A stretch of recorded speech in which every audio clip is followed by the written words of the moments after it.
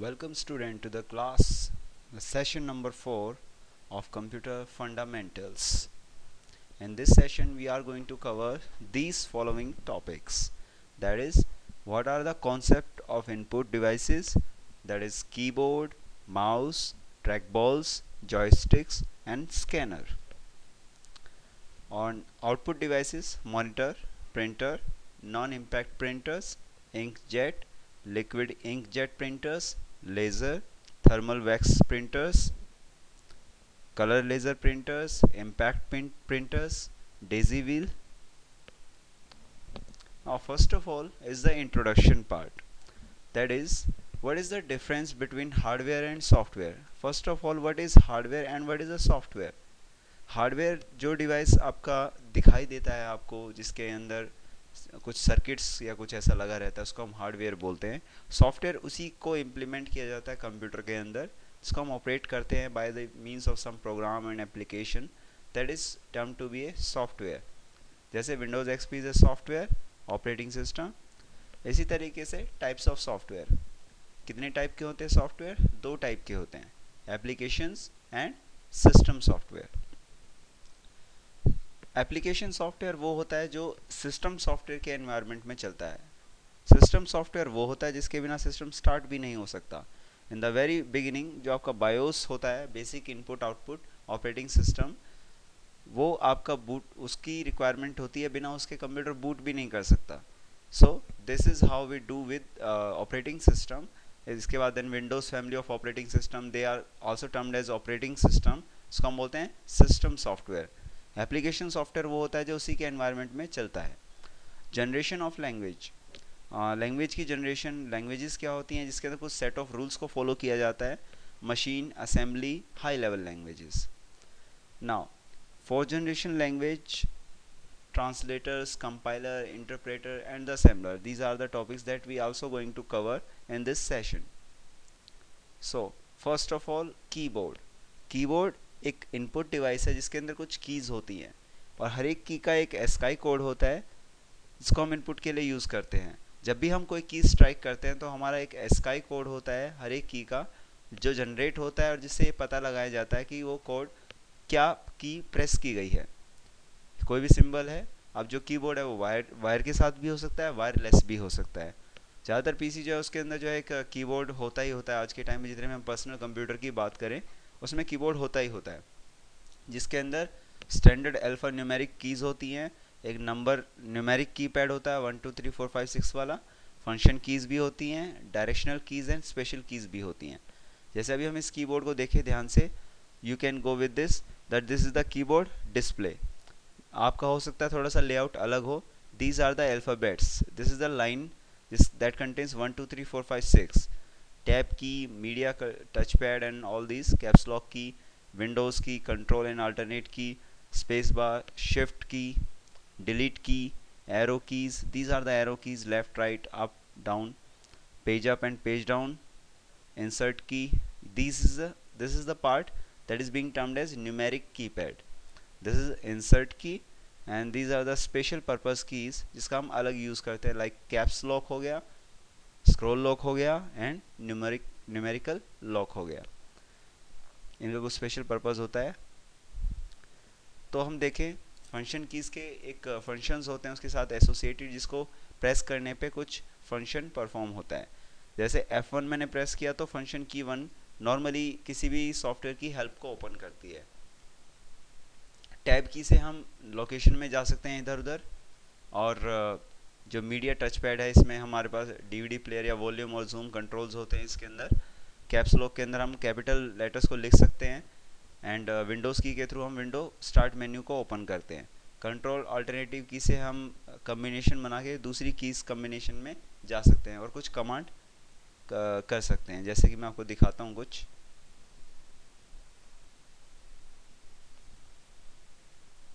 This is a keyboard, ये escape की है. मैं कंट्रोल के साथ एस्केप प्रेस करूँगा तो क्या होगा? विंडो बटन खुल जाएगा. देख लिया आपने, स्टार्ट मेन्यू ओपन हो गया. There are some keys. अब मैं ऑल्ट के साथ टैब करूँगा तो you can see switching of task is available different. For Microsoft PowerPoint से मैं रिकॉर्डिंग पे Camtasia studio, then is computer fundamental, Mozilla Firefox को मैंने ओपन कर रखा है डेस्कटॉप को, जिस पे मैं एंटर करूँगा वही चीज़ ओपन हो जाएगी। डेस्कटॉप पे क्लिक किया, डेस्कटॉप ओपन हो गया। ऑल्ट के साथ टैब में दोबारा करूँगा तो I can switch in between. Alt shift के साथ टैब करूँगा तो पीछे चला जाऊँगा। यू कैन सी जैसे जिस पे जाके मैं एंटर करूँगा या क्लिक करूँगा वो चीज़ ओपन हो जाएगी। इस विंडो बट इसको बोलते हैं विंडो बटन। इसके क्लिक करने पे भी वही काम होता है जो विंडो बटन के उस पर प्रेस करने पे होता है।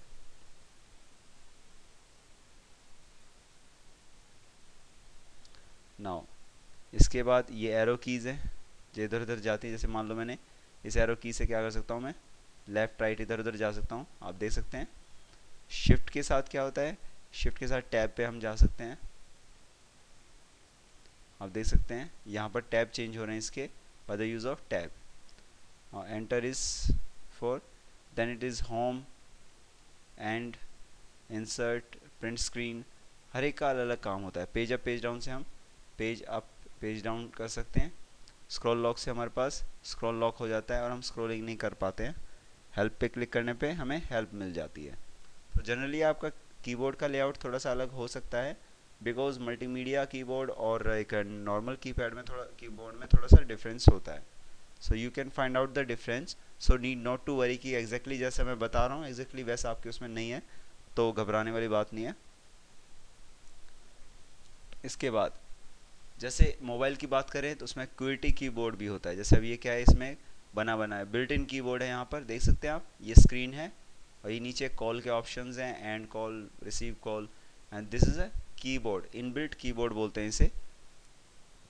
एक वर्चुअल कीबोर्ड को अगर आप देखेंगे तो ये ऐसा है कुछ जो प्रोजेक्शन पे काम करता है। ये स्लाइड आउट कीबोर्ड है जिसके अंदर क्या है, इसको स्लाइड करने पे ये कीबोर्ड अवेलेबल हो जाता है। क्यूटी कीबोर्ड भी बोलते हैं इसे। एंड्रॉयड फ़ोन्स के भी कीबोर्ड अलग से आते हैं। अगर आप देखें उसमें फोल्डेबल कीबोर्ड कुछ इस टाइप का होता है जिसको मैं फोल्ड भी कर सकता हूँ। जैसे आप ये देख रहे हैं, इजी स्टोरेज के लिए, इधर उधर जाने के लिए आसपास में अगर मेरे पास जगह कम है तो I can use it with this function. Device को मैं कहीं पे भी रख सकता हूँ और I can operate with this keyboard because ये ब्लूटूथ पे भी काम करता है। ब्लूटूथ एक टेक्नोलॉजी होती है जिसके थ्रू मैं कनेक्ट कर सकता हूँ। नाउ बात आती है पॉइंटिंग डिवाइसेस पे। पॉइंटिंग डिवाइस का मतलब क्या होता है, जो पॉइंट करता है किसी पर्टिकुलर जगह पे।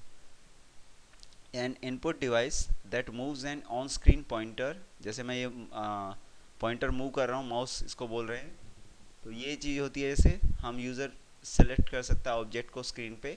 और यूजुअली जो बटन्स होते हैं वो हमारे डिवाइस में ज़रूरी होता है जिससे हम ऑब्जेक्ट को सेलेक्ट करते हैं। ऑब्जेक्ट आपका फोल्डर हो सकता है, आपकी फ़ाइल हो सकती है, कुछ भी ऐसा जो आप सेलेक्ट करना चाहते हैं। हाँ, कुछ कॉमन टाइप के पॉइंटिंग डिवाइसेस की अगर हम बात करें तो कुछ इस तरीके से हम देख सकते हैं कि हमारे पास पॉइंटिंग डिवाइसेस में माउस, इलेक्ट्रिक पेन हो गया, या फिर कहते हैं टच स्क्रीन आ गया। तो these are some of the common types of pointing devices that comes along with this feature, so need not। then touch screen क्या होता है, जिसमें हम स्क्रीन को टच करते हैं और देन वो अवेलेबल होता है with the finger. I can use the command. जैसे मैं कीबोर्ड पे कोई की प्रेस करता हूँ तो भी कमांड जनरेट होती है। इसी तरीके से उसमें भी इसको कहाँ यूज़ कर सकते हैं, desktop, portable PCs, mobile phones and mobile devices के अंदर यूज़ कर सकते हैं। इंटरेक्टिव वाइट बोर्ड में यूज़ कर सकते हैं, कंज्यूमर का के अंदर यूज़ कर सकते हैं। जैसे आप देखते हैं ना, this is a desktop PC, ठीक है, you can use the keyboard. This a mobile device, you can use touch screen and without touch screen. Consumer का के अंदर क्या आपका जैसे एटीएम और इन सब पे हो गया। जैसे आपका इंटरेक्टिव वाइट बोर्ड हो गया।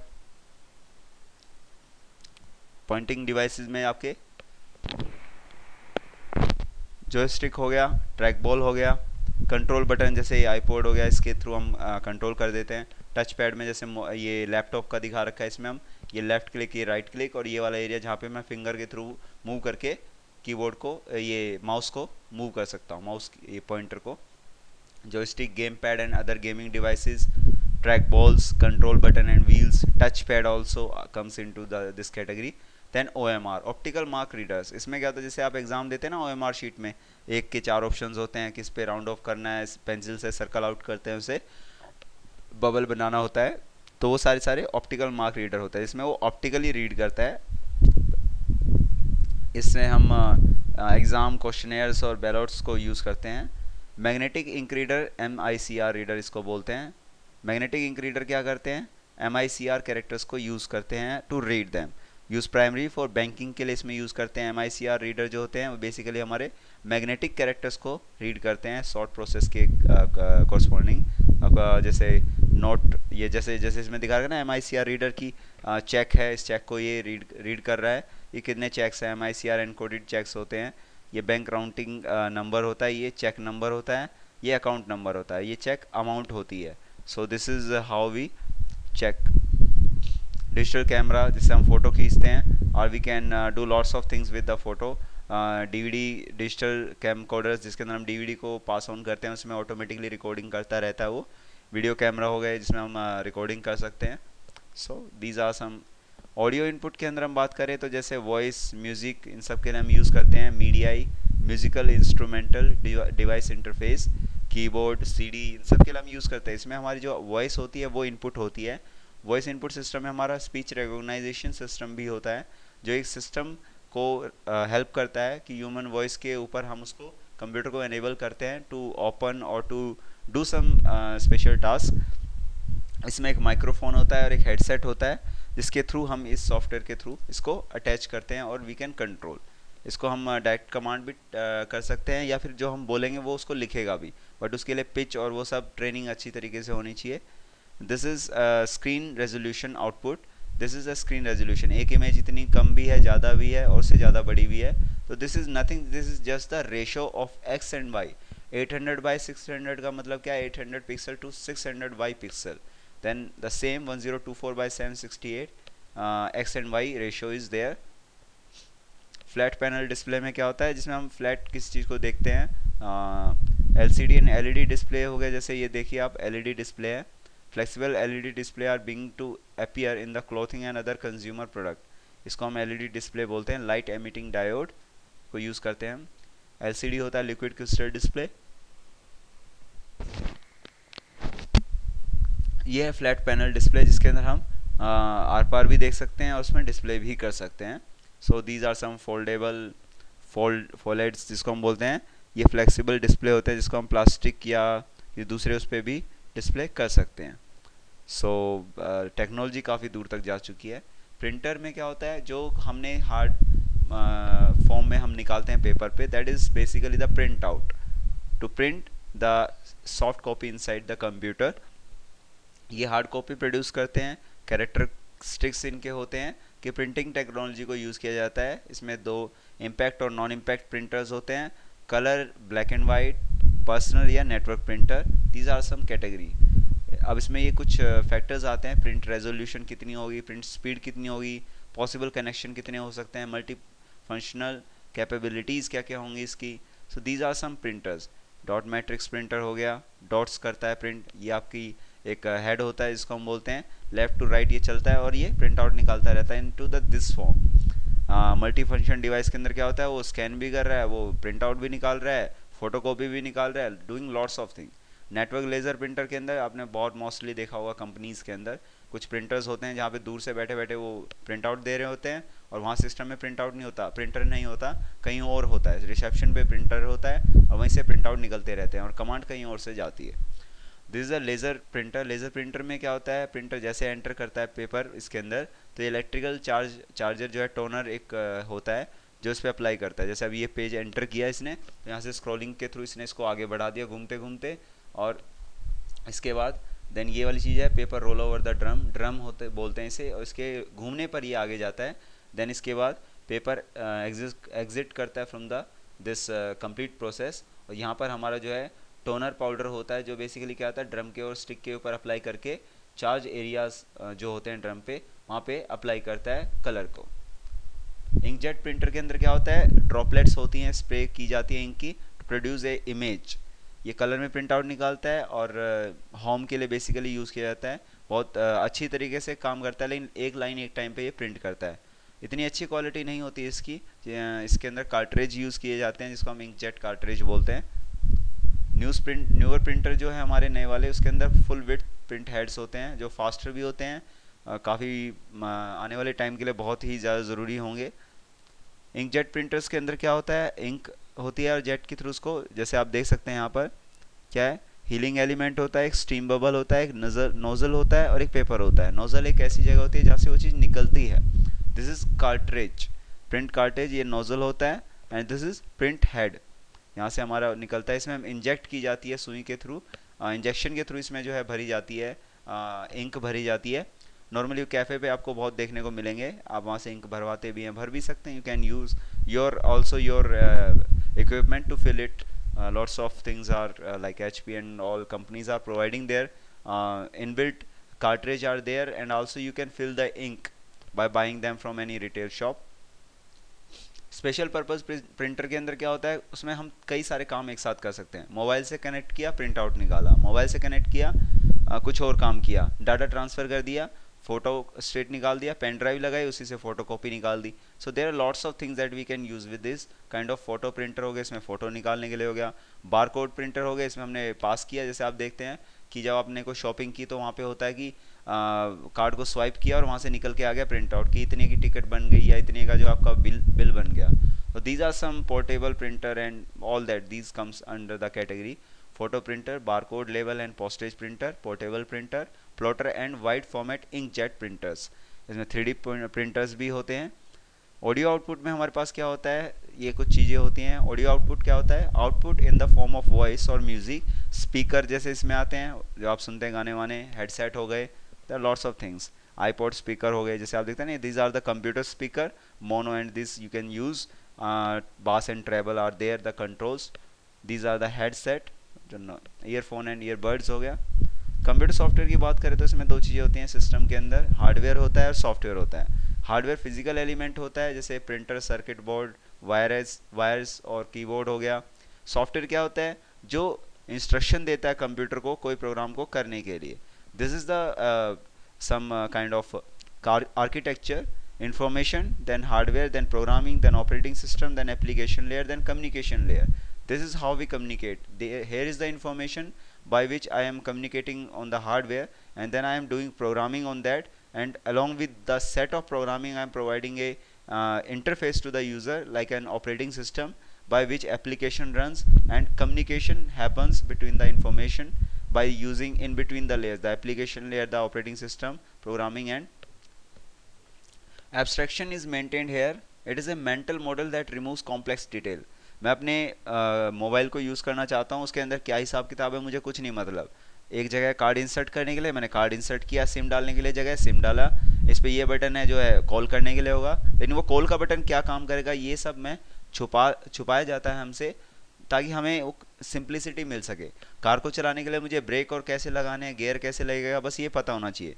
कार के अंदर क्या चल रहा है, वो काम कैसे कर रहा है, उसकी मुझे ज़रूरत नहीं है कि वो थोड़ा कॉम्प्लेक्स हो जाएगा। तो एब्स्ट्रैक्शन एक कॉन्सेप्ट है जिसके थ्रू हम लॉजिकली मेंटल मॉडल होता है जिसके थ्रू हम जो नेसेसरी डिटेल्स हैं सिर्फ वो दिखाते हैं और बाकी सारी डिटेल्स को हाइड कर लेते हैं। अब जैसे ये दिखा रखा कि एयर क्लीनर हो गया, ये आपका air clip, this is air oil clip click हो गया, जिसके थ्रू हम इसको अल्टरनेटर से कनेक्ट करते हैं, then we are able to get the data inside the car, and this is power steering reservoir that we can use, and this is a radiator by which we can communicate, and these all are the set of tools that we are doing in this area. Now lots of things are here, but we can use those things only which are visible to the human being and not available for editing for the user. Now this is how we operate the system, and this is the mirror, and you can see that we are driving the car this way. Now computing की अगर हम history की बात करें, there are early history of computing that एक abacus होता था जिसमें हम काउंटिंग करते थे, then Blaise Pascal the mechanical device होता था जिससे हम add, subtract, divide and multiply करते थे। Joseph Jacquard was the person who punch the card. Charles Babbage was the first person जिसको हम फादर ऑफ कंप्यूटर भी बोलते हैं, जो बेसिकली क्या था, जिसने पहला एक एनालिटिकल इंजन बनाया था जिसके थ्रू हम क्या करते थे, एनालाइज करते थे डेटा को, और we are able to do calculation on multiple numbers. First generation का जो हार्डवेयर था उसमें वैक्यूम ट्यूब्स का कॉन्सेप्ट था, जो बहुत बड़े बड़े और लार्ज कंप्यूटर होते थे, मैग्नेटिक ड्रम होते थे जिसके अंदर हम डेटा को स्टोर करते थे मेमोरी डिवाइसेस के फॉर्म में। कार्ड रीडर्स होते थे जिसमें हम मैग्नेटिक टेप ड्राइव को यूज़ करते थे। जैसे आपने देखा होगा गाने सुनने के लिए कैसेट होती है, तो उसके अंदर एक रोल ओवर्स होते हैं जिसको हम यूज़ करते हैं to read out the data. Film strip चलती रहती है and magnetic readers are there, these known as the magnetic tape drives in which the data is stored into the form of magnetic kind of thing, sequential form of the data will be stored in there.